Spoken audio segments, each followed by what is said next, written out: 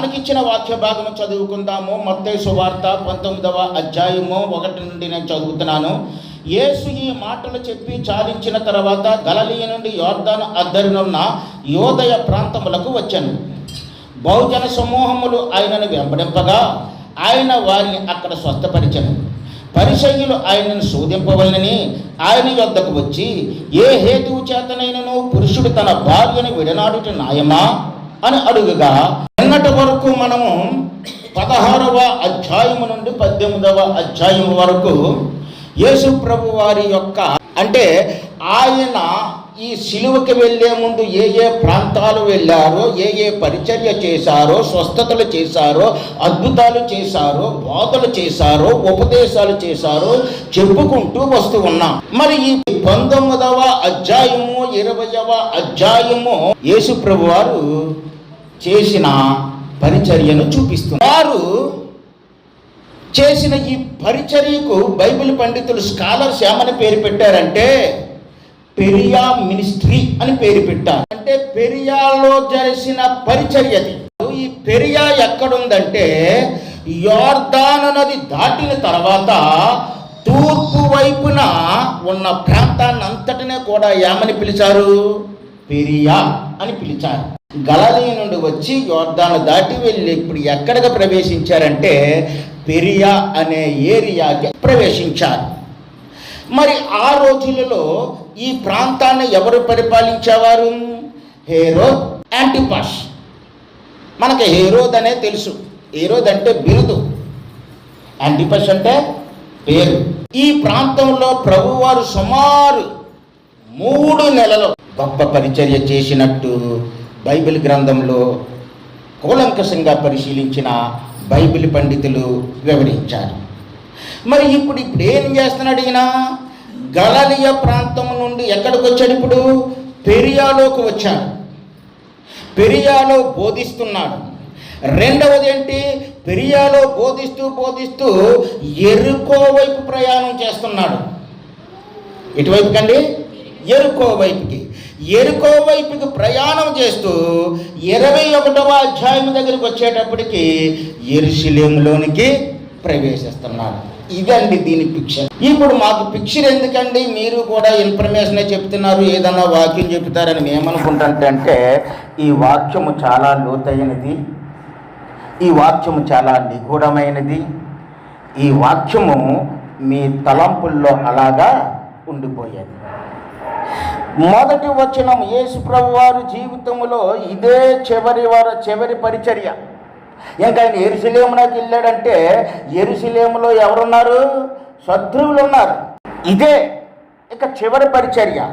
ఈ చివరి పరిచర్యలో యేసు ప్రభు వారు మన 19వ అధ్యాయములో ప్రసంగాల కింద విభజిస్తే 5 వస్తాయి. ఆ 5లో నేను ఇప్పుడు మొదటిది చెబుతున్నాను. మొదటిది చెప్తున్నప్పుడు ఈ ప్రసంగానికి పేరేమిటంటే వివాహము మరియు విడాకులు. విచిత్రమైన పేరు కదా. మరి వివాహము విడాకులు ఏంటి అంటే ఆ సారాంశం అక్కడ జరిగింది చూస్తే మీకు అర్థమైపోతుంది. 19వ అధ్యాయము 1-2 వచనాలు నేను చదువుతున్నాను, వినండి. యేసు ఈ మాటలు చెప్పి చాలించిన తర్వాత గలిలయ నుండి యోర్దాను అద్దరినున్న యోదయ ప్రాంతములకు వచ్చెను. బహుజన సమూహములు ఆయనను వెంబడింపగా ఆయన వారిని అక్కడ స్వస్థపరిచెను. గలిలయ ప్రాంతము నుండి ఎక్కడికి వచ్చారు? యోర్దాను అద్దరికి వచ్చారు. అంటే యోర్దాను నది దాటి అవతలకి వెళ్ళారు. ఆ ప్రాంతమే ఇప్పుడు మనం చెప్పుకుంటున్న పెరియా అనే ప్రాంతం. ఇప్పుడు ఈ ప్రాంతంలో ప్రభువు ప్రవేశించిన తర్వాత ఆయన ఎన్నో బోధలు చేశారు. ఆయన బోధలంటే ఎవరికి ఇష్టం ఉండవు. అనేక మంది ఆయన్ని వెంబడించారు. అందులో రోగులున్నారు. రోగుల్ని ప్రభువు స్వస్థపరిచారు. దేవునికి మహిమ కలుగును గాక. దేవుడు ఎక్కడికి వెళ్తే అక్కడే అద్భుతం. ఇప్పుడు పెరియాలో అద్భుతము జరుగుతుంది. మరి ఈయన వెళ్తున్న ప్రతి చోటుకు కూడా గుంట నక్కల వలె ఒక గుంపు వస్తూ ఉండేది. ఆ గుంపు ఏమిటంటే పరిసయ్యుల గుంపు. ఇక్కడ ఈ మాటలో 3వ వచనములో పరిసయ్యులు ఆయనను శోధించుటకు, ఆయనను శోధించాలని వచ్చారండి. పరిసయ్యులు ఆయనను శోధించుటకు ఒక ప్రశ్న అడుగుతున్నారు. ఈ పరిసయ్యులకి ఇదే పని. ప్రభు యొక్క దైవిక రాజ్య పరిచర్యను వారు ప్రజల్లోనికి వెళ్ళనివ్వకుండా అడ్డుకునే గుంపది. ఈనాడు చూడండి, ప్రేమగల సువార్తను అనేక మంది అవసరతలో ఉన్న వారికి చేరకుండా లోకములో ఎన్నో గుంపులు అడ్డుకుంటున్నాయి. ఎందుకు నువ్వు సువార్త చెబుతున్నావు? ఎందుకు యేసు గురించి చెప్తున్నావు? యేసు మావాడు కాదు, యేసు వేరేవాడు. ఇలాంటి ప్రశ్నలు, దీనికంటే ఘోరమైన ప్రశ్నలు, వారు ధర్మశాస్త్రానికి సంబంధించిన ప్రశ్నలు వేసి ప్రభువును ఎంతగానో విసిగిస్తూ ఉండేవారు, చాలా విసిగిస్తూ ఉండేవారు. వారు ఏమని ప్రశ్నిస్తున్నారంటే, పరిసయ్యులు ఆయనను శోధింపవలని ఆయన యొద్దకు వచ్చి, ఏ హేతువు చేతనైనను పురుషుడు తన భార్యను విడనాడుట న్యాయమా అని వారిని అడగగా, వారు అడిగిన ప్రశ్న ఏంటంటే, అక్కడ ఆల్రెడీ ఒక పురుషుడికి పెళ్ళైపోయిన ఒక పురుషుడు ఉన్నాడు, యేసు ప్రభు. ఆ పురుషుడు ఏ కారణము చేతైనా తన భార్యను విడిచిపెట్టుట న్యాయమా? మాకు సరైన సమాధానం నువ్వు చెప్పాలి. మరి ఇది చాలా క్రిటికల్ క్వశ్చన్. సాదాగా మనమైతే ఆవిడ తప్పు చేస్తే వదిలేవయ్యా అంటాం. ఆయన దేవుడు, హృదయాన్ని గాయపరచడు, మానవుల్ని చక్కదిద్దుతాడు. ఆయన వారికి అలాంటి సమాధానం ఏం చెప్పలేదు. అసలు ఈ ప్రశ్న వారు ఎందుకు వేశారు? ఆ ప్రశ్న వారు ఎందుకు వేశారని మనము ప్రశ్న వేసుకుంటే, మనం అర్థం చేసుకోవాలంటే, మనము ఆనాటి యూదుల వివాహం గురించి, వారి ఆచారాల గురించి, మోసే చట్టం గురించి, రబ్బీల బోధల గురించి తెలుసుకోవాలి. ఆ ప్రశ్న వేయడానికి కారణంలో ఇవి ఇంక్లూడ్ అయి ఉన్నాయి. ఒకటేంటి, ఆనాడు యూదుల యొక్క వివాహము ఏ పద్ధతిలో జరుగుతుంది. రెండవది ఏమిటి చెప్పాలి, ఇందాక చెప్పాను కదా. రెండవది ఏంటి, వారికి కొన్ని ఆచారాలు ఉన్నాయి. ఆ ఆచారాలు ఎటువంటి ఆచారాలు వారికి ఉన్నాయి. మూడవది ఏమిటంటే, మోసే వారికి తోరానిచ్చాడు, ధర్మశాస్త్రాన్ని ఇచ్చాడు. ఆ ధర్మశాస్త్రమును అర్థం చేసుకున్న ఈ పరిసయ్యులు ఆ ధర్మశాస్త్రంలో నుండే ఈయన్ని క్వశ్చన్ చేస్తున్నారు. అది అర్థం చేసుకోవాలా. నాలుగవది ఏంటంటే, రబ్బీలు అనేవారు వారికి ఉన్నారు. రబ్బీలు అంటే ఎవరు? బోధకులు. రబ్బీలు అంటే ఎవరండి? బోధించేవారు. రబ్బీలు అనేవారు ఉన్నారు. వారు వారి కల్పితమైన బోధనలు చేసి వారిని వారి యొక్క గుప్పెట్లో పెట్టుకుని వారిని అట్టే ఉంచుకున్నవారు ఉన్నారు. ఈ పిక్చర్ క్లియర్గా అర్థమైతే మనకి ఈ ప్రశ్నకు జవాబు దొరుకుతుంది. యేసు ప్రభువు చెప్పిన సమాధానంతో వారు తోక ముడిచి వెళ్ళగలుగుతారు. ఏమిటి ఈ ప్రశ్నకు సరైన సమాధానం ఏమిటంటే, మొదట యూదుల యొక్క వివాహం. యూదుల వివాహమును మొట్టమొదటి దాన్ని ఏమంటారంటే కిద్దూషన్ అంటారు. కిద్దూషన్ అంటే అర్థం ఏంటంటే నిశ్చితార్థం. ఏమంటండి అది? నిశ్చితార్థం. మనకే కూడా జరుగుతాయి కదా. ముందు పెళ్ళికి ముందు మనం నిశ్చితార్థం చేసుకుంటాం కదా. మా అబ్బాయికి పలానా వారి అమ్మాయిని నిశ్చితార్థం చేసుకుంటున్నామని చెప్పి వారితో మనం ఒప్పందం చేసుకుని వస్తాం కదా. దాన్ని ఏమని పిలుస్తారంటే వారు కిద్దూషన్ అని పిలుస్తారు. ఎప్పుడైతే అక్కడ కిద్దూషన్, ఆ అబ్బాయికి అమ్మాయికి కిద్దూషన్ అనే నిశ్చితార్థం జరిగిందో, చట్ట ప్రకారంగా వారు ఏమైపోతారు? భార్యాభర్తలు అయిపోతారు. కానీ ఈ భార్యాభర్తలు కలవని భార్యాభర్తలు నిశ్చితార్థం చేసుకుని వీడి ఇంటికి వీడు వచ్చేయాలి, ఆ అమ్మాయికి ఒక ఇల్లు కట్టాలి, ఆ అమ్మాయికి ఒక పోషణ ఏర్పాటు చేయాలి, 1 సంవత్సరంలోపు చేసి ఈ అమ్మాయిని మరలా తీసుకెళ్ళాలి. ఇది నిశ్చితార్థానికి సంబంధించి.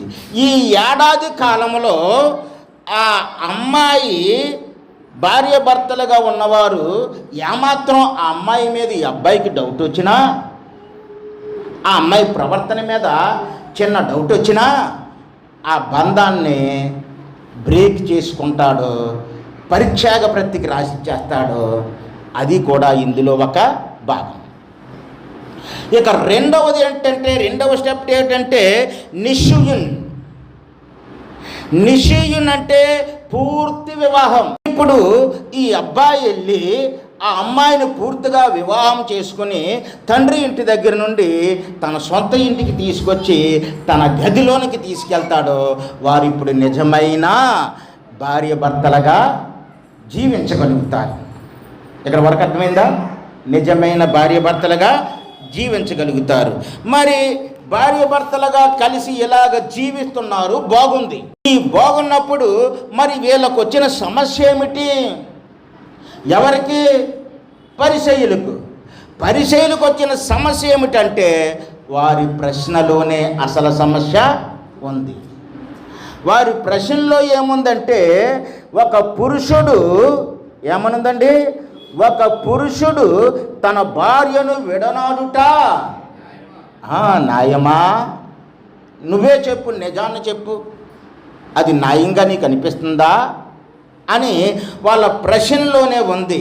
దీనికి వీరు ఏ భాగాన్ని కోట్ చేస్తారంటే, తోరాలో లేదా ధర్మశాస్త్రములో ద్వితీయోపదేశకాండము 24వ అధ్యాయము 1వ వచనం తీయండమ్మా. ద్వితీయోపదేశకాండము 24వ అధ్యాయము.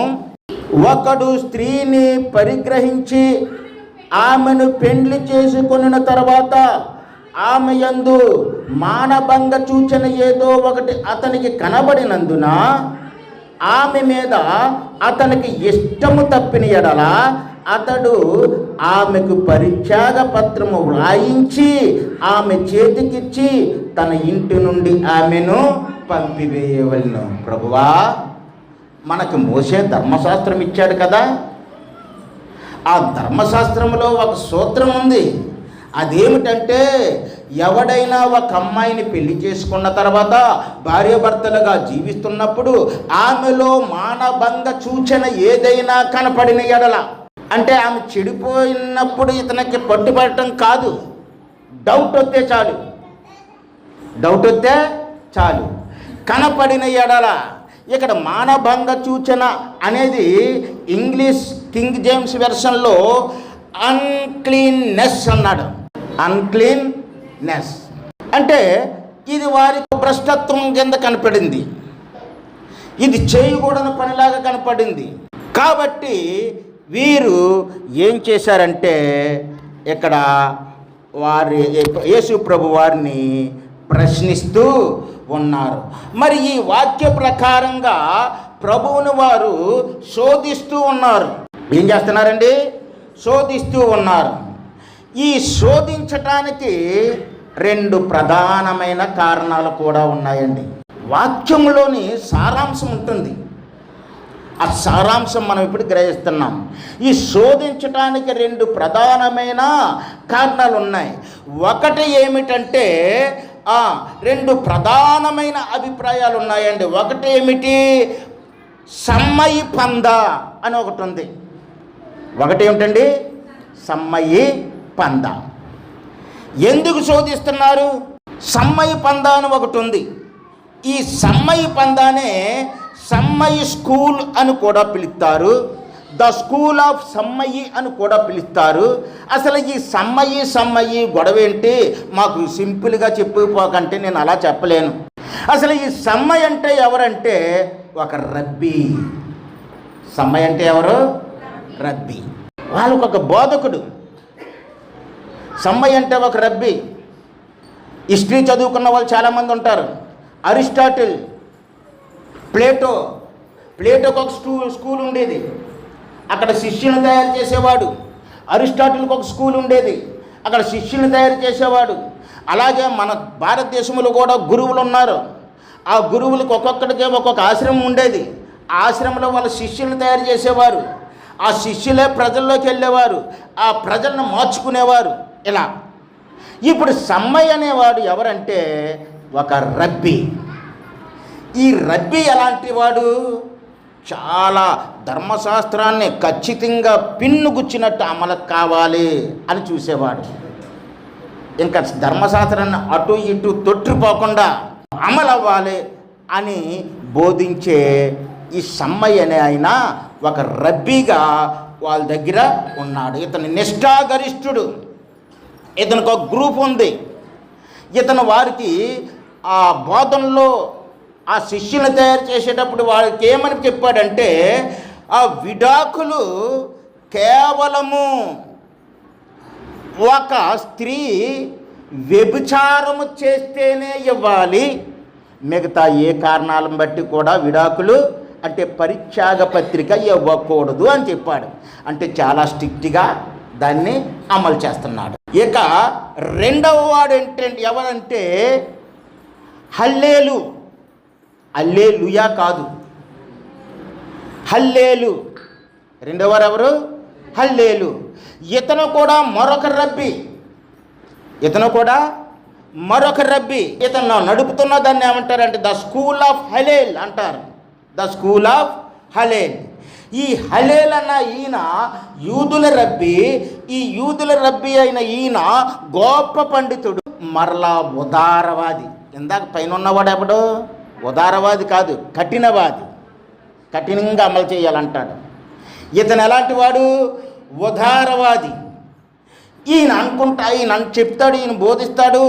ఆ చట్టం ఉంది మనకే, ఆ చట్టం ఇంత కఠినంగా ఉండకూడదు, మనం కాస్త దయతో వ్యవహరించాలి అంటాడు. ఎవరు? హల్లేలి.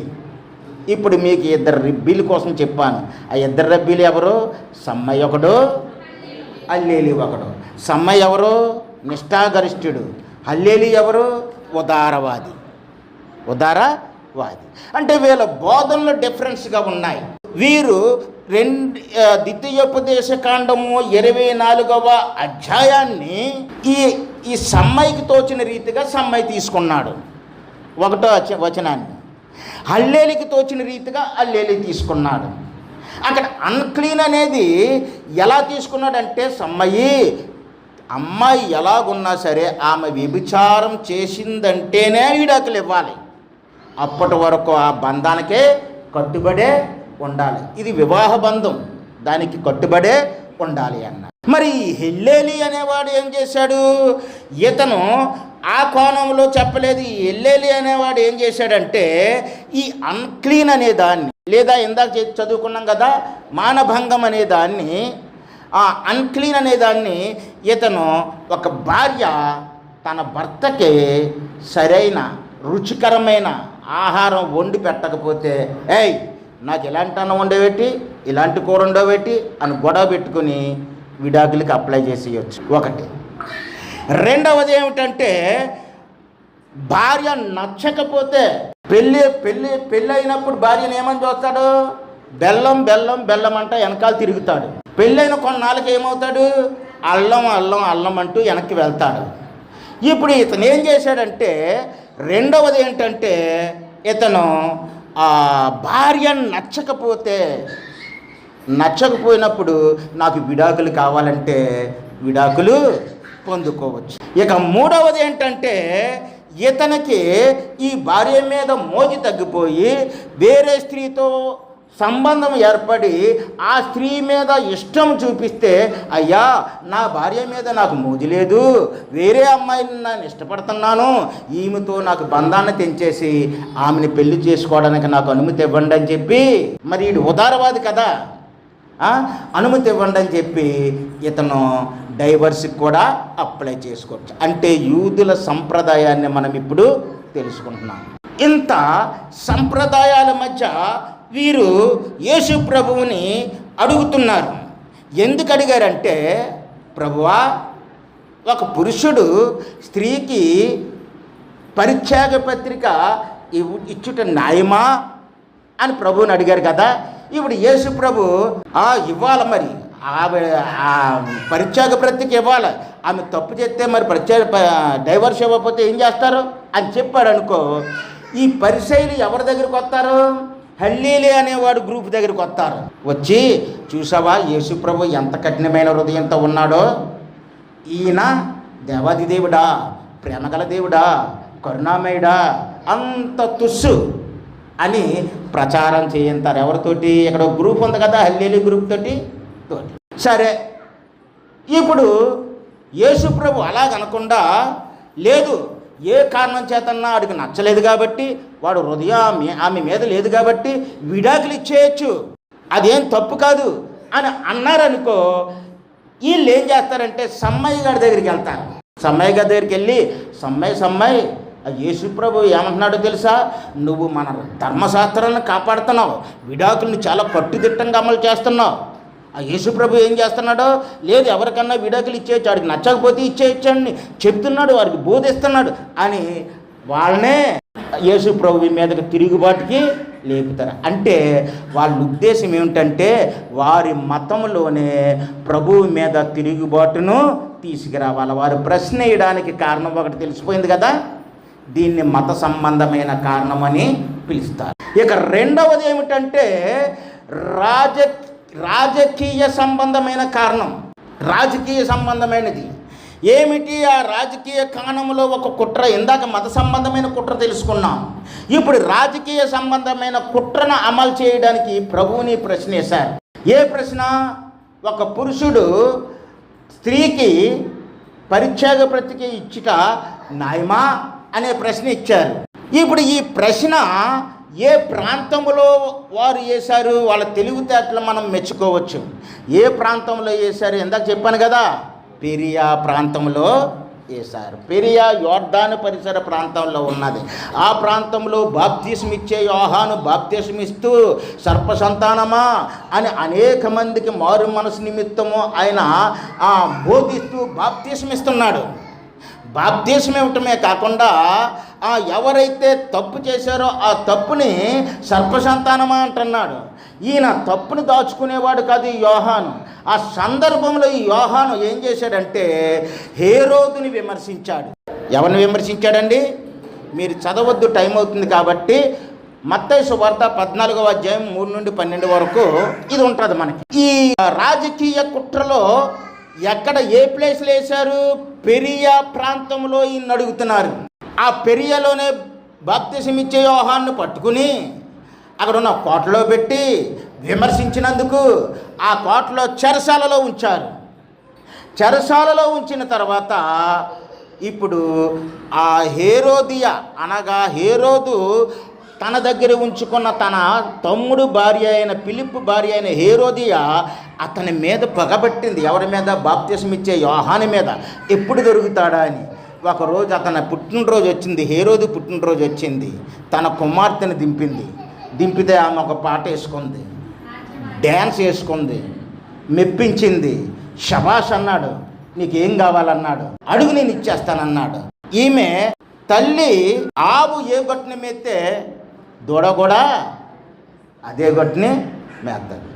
అలాగే తల్లి ఎలాంటిదైతే కుమార్తె కూడా అలాగే ప్రవర్తిస్తుంది. కాబట్టి ఉండండి అయితే మా అమ్మ దగ్గరికి వెళ్ళి వస్తానని చెప్పి అమ్మని అడిగింది. అమ్మ నాకు ఏది కావాలన్నా ఇస్తానన్నారు, అర్ధరాజ్యం ఇచ్చేస్తానన్నారు. అమ్మ అంటే, పిచ్చి మొక్కమా, ఆయనే మనవడైతే అర్ధరాజ్యం ఎందుకే? మనకి అడ్డుగా ఒకడు ఉన్నాడు, వాడు శరశాలలో ఉన్నాడు, వాడు తల కొట్టి పల్లెంలో పెట్టి మనకిప్పించమని కోరుకో. అదే కోరుకుంది. ఆ విధంగా జరిగింది. అంటే యోహాన్ని చంపించిన ఈ హేరోదు చాలా క్రూరుడు, మహా వ్యభిచారి. అంతేకాకుండా అతని యొక్క దుశ్చర్యలు, దుష్కార్యాలు వర్ణనాతీతమైనవి. అటువంటి ఏరియాలోకి ఇప్పుడు యేసుప్రభు వారు వచ్చి పరిచర్య చేస్తున్నారు. కాబట్టి మత సాందసవాదుల కన్నా చిక్కేస్తాడు యేసుప్రభు. లేదా రాజకీయ కుట్రలో భాగం చేసి ఈ హేరోదు చేతన్నా యేసుప్రభుని ఏదో ఒక రీతిగా ఇరికించి ఆయన అడ్డు తొలగించుకోవాలని వీళ్ళ ప్రయత్నం చేశారు. అంటే 2 రకాలైన కుట్రలు ఇప్పుడు యేసుప్రభు వారి మీద జరుగుతున్నాయి ఈ వాక్యంలో. ఆ 2 రకాలైన కుట్రలు ఏమిటి? ఒకటి మత సంబంధమైన కుట్ర, రెండవది రాజకీయ సంబంధమైన కుట్ర. ఇటువంటి కుట్ర జరుగుతూ ఉండగా మరి యేసు ప్రభు వారు వాళ్ళ యొక్క పన్నాగంలో పడలేదు. నువ్వేం చెప్తావు అని అడుగుతున్నారు. వాళ్ళు అక్కడ పన్నాగంలో ఈయన పడలేదు. ఎందుకంటే ఆయన నిన్ను నన్ను మనల్ని అందరినీ ఎరిగిన దేవుడు. ఎందుకంటే మనం చేసినవాడు ఆయనే కదా. మన హృదయంలో ఏముందో ఆయనకు తెలియదా? మన ఆంతర్యాన్ని ఆయన గ్రహించలేడా? అందుకే వాక్యం ఏమంటుంది? యోహాను సువార్త 2వ అధ్యాయము 24వ వచనం ఒకసారి గబగబా చూడండి, టైం అవుతుంది. అయితే యేసు అందరినీ ఎరిగిన వాడు గనుక ఆయన తన్ను వారు వశము చేసుకొనలేదు. ఆయన మనుష్యుని ఆంతర్యమును ఎరిగినవాడు. అక్కడ పరిసయ్యుల హృదయాన్ని ఎరిగినవాడు, పరిసయ్యుల కుట్రను ఎరిగినవాడు. అక్కడ వారు ఏ కారణం చేత ఈ ప్రశ్న వేశారో సమస్తము తెలుసుకున్నవాడు. కాబట్టి అందరినీ ఎరిగిన యేసయ్య ఆయన ఒక ప్రశ్న మరలా వీళ్ళకే సంధించాడు. ఏమిటా ప్రశ్న అంటే మత్తయి సువార్త 19వ అధ్యాయము 4వ వచనము. ఆయన సృజించినవాడు ఆది నుండి వారిని పురుషునిగాను స్త్రీనిగాను సృజించెను. ఇందు నిమిత్తము పురుషుడు తల్లిదండ్రులను విడిచి తన భార్యను అద్దుకొనును, వారిద్దరూ ఏక శరీరముగా ఉందరని చెప్పినని మీరు చదవలేదా? మీరు ఆదికాండం చదువుతున్నారు. ఆదికాండంలో ఇది స్పష్టంగా ఉంది కదా. పరిసయ్యులు కదా మీరు, మీకు తెలియంది ఏముంటుంది? సృజించినవాడు ఆది నుండి, అక్కడున్న మాటను మనం పెట్టుకోవాలా. సృజించినవాడు ఆది నుండి వారిని పురుషునిగాను స్త్రీనిగాను సృజించెను. చూడండి, ఇక్కడ వివాహమునకు ఒక కొత్త నిర్వచనం చెప్తున్నాడు యేసు ప్రభు. వివాహం యొక్క ప్రసంగాలు చాలా ఉంటాయి. పత్రికల్లో తీస్తారు, కొలసీలో చూస్తారో, ఏపీసీలో చూస్తారో. ఇవి కాదు. ఇక్కడ ఆది నుండి ప్రభువు యొక్క ఉద్దేశం ఏమిటి, దేవుని యొక్క ఉద్దేశం ఏమిటంటే ఈ వివాహం అనగా ఒక స్త్రీ మరియు పురుషుడు వివాహ బంధము చేత కలపబడటము దేవుని యొక్క ప్రముఖమైన ఉద్దేశమై ఉంది. దేవునికి స్తోత్రము కలుగును గాక. భార్యాభర్తలు కలిసి జీవించటము, ఒక కుటుంబముగా ఏర్పడటము అనాదిలో ఈ సృష్టి పునాది వేయబడకముందే దేవుని చిత్తంలో ఉంది. అదే చెప్తున్నాడు వారికి.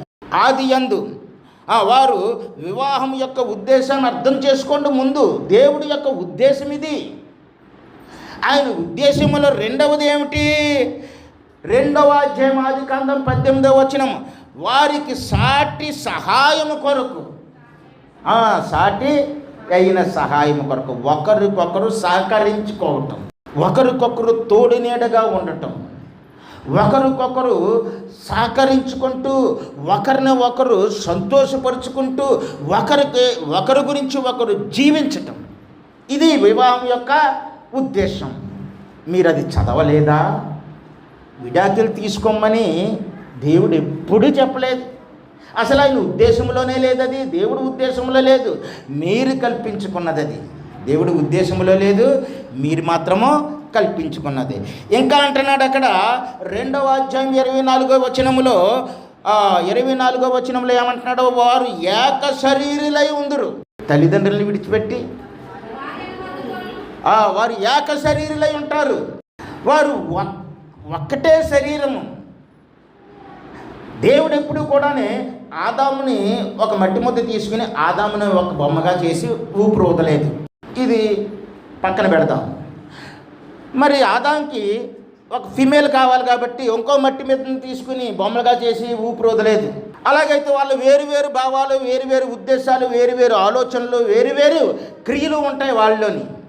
కానీ దేవుడు ఎంత జ్ఞానో, ఆ జ్ఞానము అమోఘమైనది.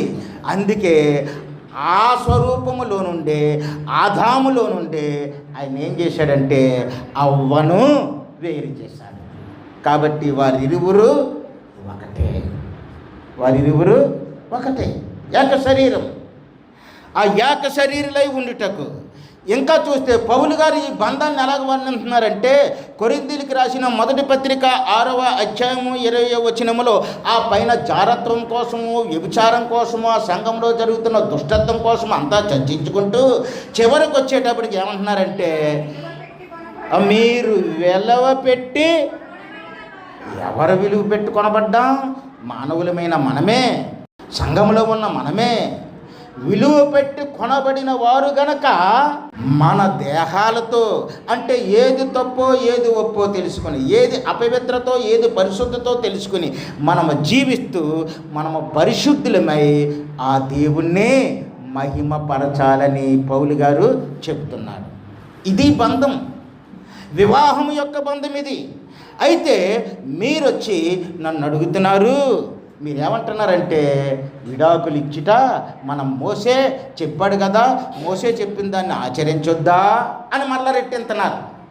ఏదోలాగా ఈయన్ని చిక్కుల్లో పెట్టాలా, అటు మతపరంగా అన్నా ఈయన్ని పట్టుకోవాలి, ఇటు రాజకీయ కోణంలో అన్నా ఈయన్ని పట్టుకోవాలి, ఏదో రీతిగా ఈయన నిర్మూలము చేయాలి. వారి ఉద్దేశం అది. 7వ వచనం చూడండి.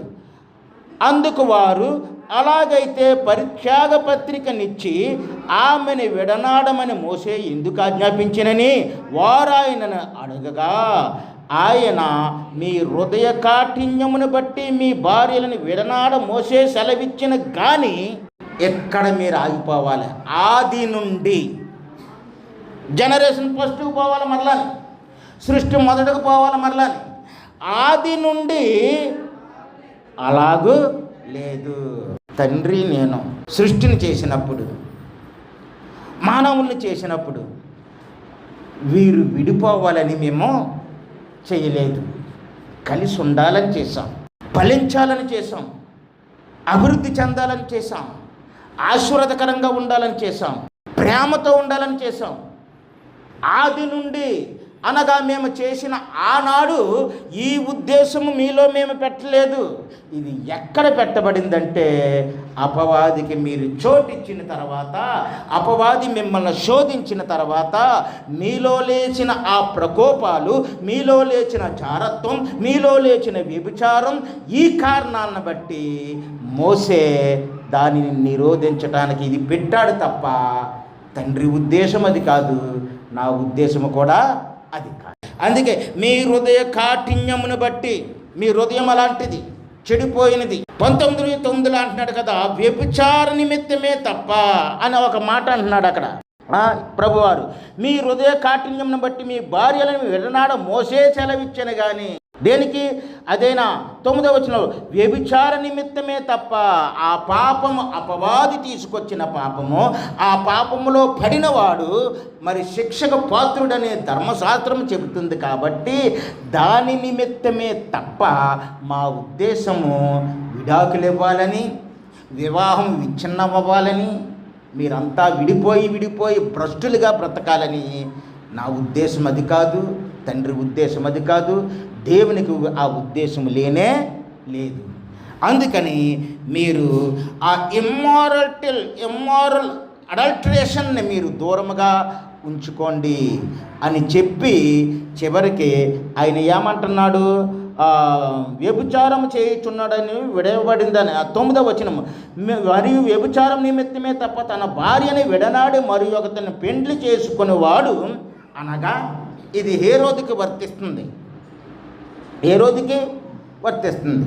పెండ్లి చేసుకున్నవాడు వ్యభిచారం చేయుచున్నాడు, విడనాడబడిన దానిని పెండ్లి చేసుకునేవాడు వ్యభిచారం చేయుచున్నాడని మీతో చెబుతున్నాను. ఇలాంటి ఇమ్మారాలిటీస్ మీకు మీరే సృష్టించుకున్నారు, మీకు మీరే ఏర్పరచుకున్నారు. అందుకే మోసే అలా రాయవలసి వచ్చింది. పరిసయ్యులారా, ఇప్పటికైనా బుద్ధి తెచ్చుకోండి. సమ్మయ్య మాటను నేను సమర్థించటం లేదు, హల్లేలీ మాటను నేను సమర్థించటం లేదు, మీ రాజకీయ కుట్రలో నేను భాగం కావటం లేదు. నేను ఒక పని నిమిత్తం వచ్చాను, ఆ పని నిమిత్తమే యోర్దానును దాటి ఈ పెరియా వచ్చాను. ఈ పెరియా నుండి నేను ఇప్పుడు ఎక్కడికి వెళ్తాను?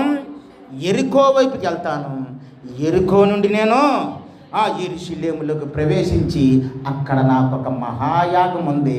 ఆ శిలువ మీద సర్వ మానవులందరి కొరకు ఆ యాగం చేయడానికి నేను సిద్ధపడి వస్తున్నాను అని చెప్పాడు. ఇప్పుడు మనం నమ్ముదామా? వివాహము దేవుని చిత్తమే, విడాకులు దేవుని చిత్తమో కాదు. దేవునికి మహిమ కలుగును గాక. ఆమేన్.